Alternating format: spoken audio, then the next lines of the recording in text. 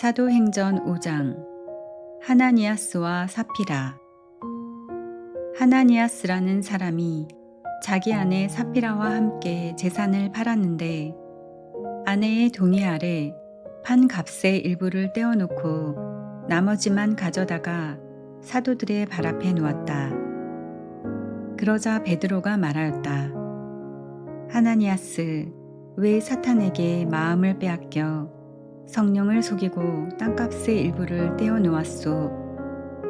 그 땅은 팔리기 전에도 그대 것이었고 또 팔린 뒤에도 그 돈은 그대 마음대로 할 수 있었던 것 아니요. 그런데 어쩌자고 이런 일을 하려는 생각을 마음속에 품었소. 그대는 사람을 속인 것이 아니라 하느님을 속인 것이요. 하나니아스는 이 말을 듣고 쓰러져 숨지고 말았다. 그리고 이 소문을 들은 사람들은 모두 큰 두려움에 사로잡혔다. 젊은이들이 일어나 그 시체를 싸서 메고 나가 묻었다. 3시간쯤 지나서 하나니아스의 아내가 그동안에 일어난 일을 알지 못한 채 들어왔다. 베드로가 그 여자에게 나에게 말해보시오. 그대들이 땅을 이만큼 받고 팔았소. 하고 물으니 그 여자가 예, 그만큼입니다. 하고 대답하였다. 베드로가 그 여자에게 어쩌자고 그대들은 서로 공모하여 주님의 영을 시험하는 것이오. 보시오. 그대 남편을 묻은 이들이 바로 문 앞에 이르렀소. 그들이 당신도 메고 나갈 것이오. 하고 말하였다. 그러자 그 여자도 즉시 베드로의 발 앞에 쓰러져 숨지고 말았다. 그 젊은이들이 들어와 여자가 죽은 것을 보고 메고 나가 그 남편 곁에 묻었다. 그리하여 온 교회와 그 소문을 들은 사람들은 모두 큰 두려움에 사로잡혔다. 사도들이 기적을 일으키다. 사도들의 손을 통하여 백성 가운데에서 많은 표징과 이적이 일어났다. 그들은 모두 한마음으로 솔로몬 주랑에 모이곤 하였다. 다른 사람들은 아무도 감히 그들 가운데에 끼어들지 못하였다. 백성은 그들을 존경하여 주님을 믿는 남녀 신자들의 무리가 더욱더 늘어났다. 그리하여 사람들은 병자들을 한 길까지 데려다가 침상이나 들것에 눕혀놓고 베드로가 지나갈 때에 그의 그림자만이라도 누구에겐가 드리워지기를 바랐다. 예루살렘 주변의 여러 고을에서도 많은 사람들이 병자들과 또 더러운 영에게 시달리는 이들을 데리고 몰려들었는데 그들도 모두 병이 나았다. 사도들이 박해를 받다. 그러자 대사제가 자기의 모든 동조자 곧 사두가이파와 함께 나섰다.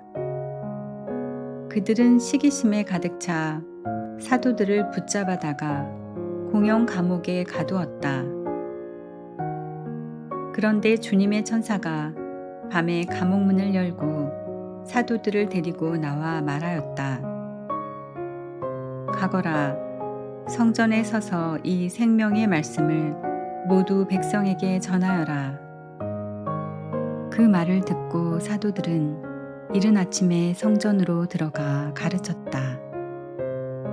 한편 대사제와 그의 동조자들은 모여와서 최고의회 곧 이스라엘 자손들의 모든 원로단을 소집하고 감옥으로 사람을 보내어 사도들을 데려오게 하였다.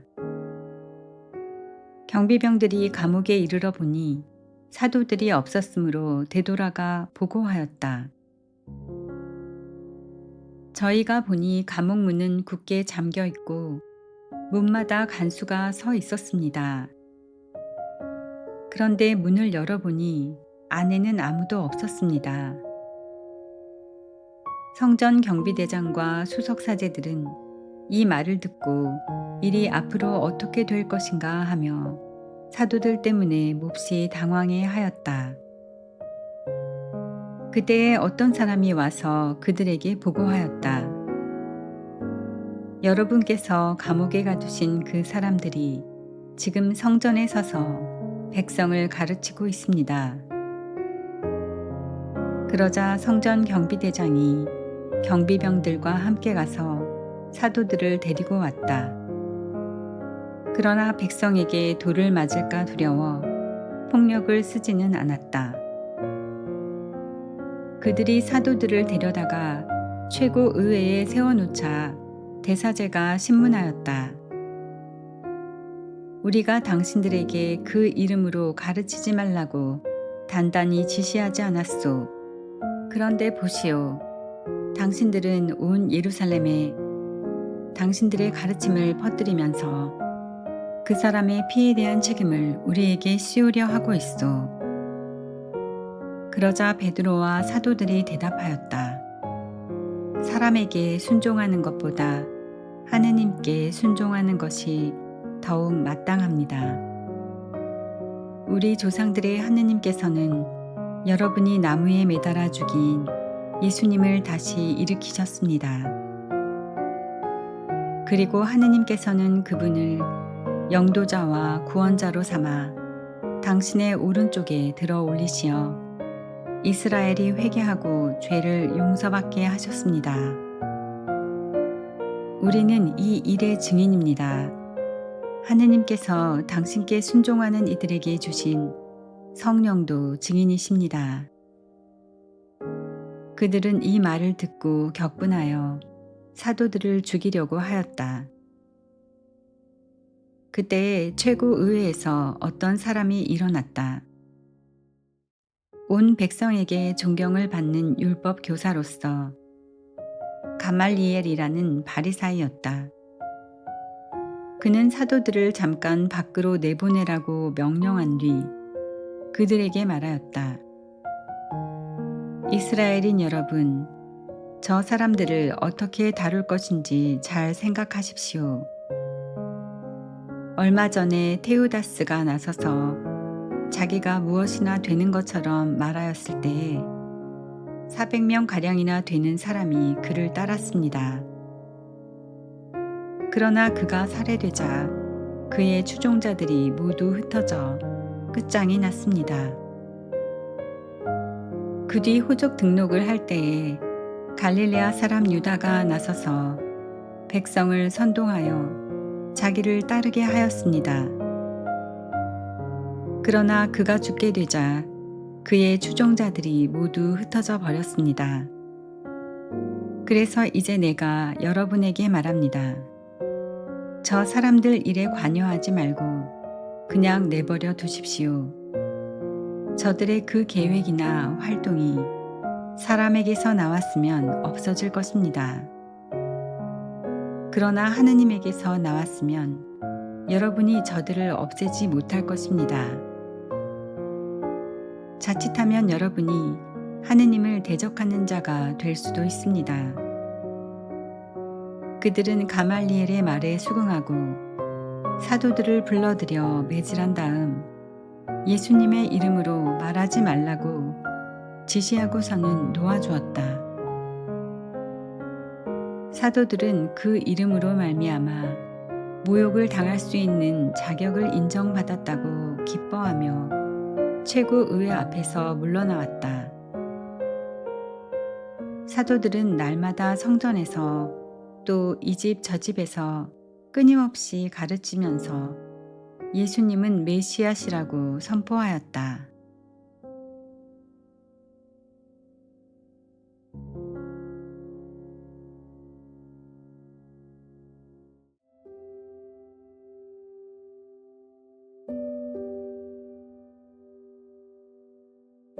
사도행전 6장.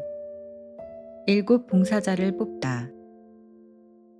그 무렵 제자들이 점점 늘어나자 그리스계 유다인들이 히브리계 유다인들에게 불평을 터뜨리게 되었다. 그들의 과부들이 매일 배급을 받을 때에 홀대를 받았기 때문이다. 그래서 12사도가 제자들의 공동체를 불러 모아 말하였다. 우리가 하느님의 말씀을 제쳐놓고 식탁 봉사를 하는 것은 바람직하지 않습니다. 그러니 형제 여러분, 여러분 가운데에서 평판이 좋고 성령과 지혜가 충만한 사람 7을 찾아내십시오. 그들에게 이 직무를 맡기고 우리는 기도와 말씀 봉사에만 전념하겠습니다.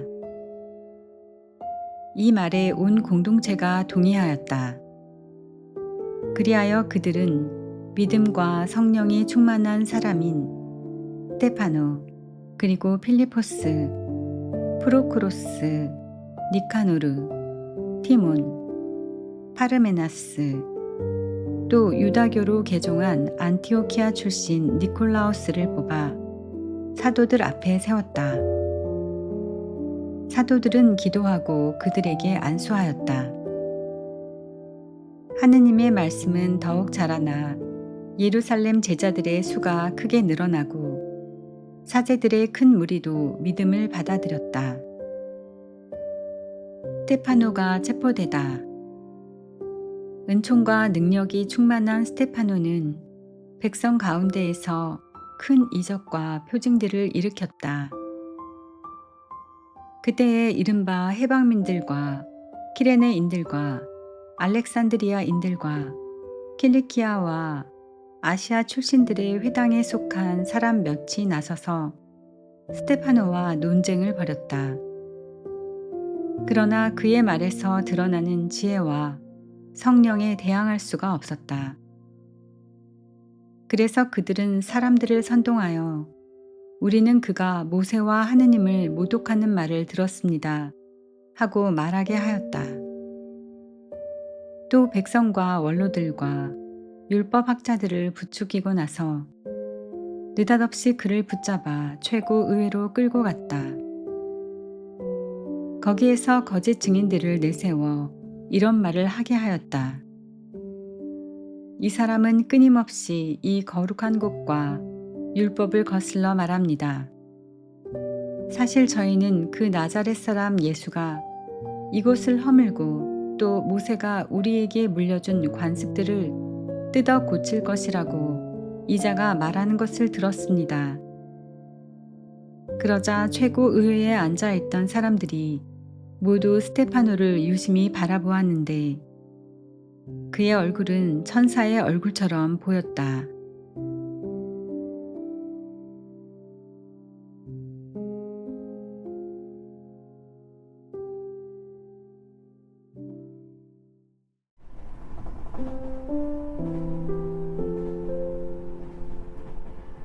집회서 47장.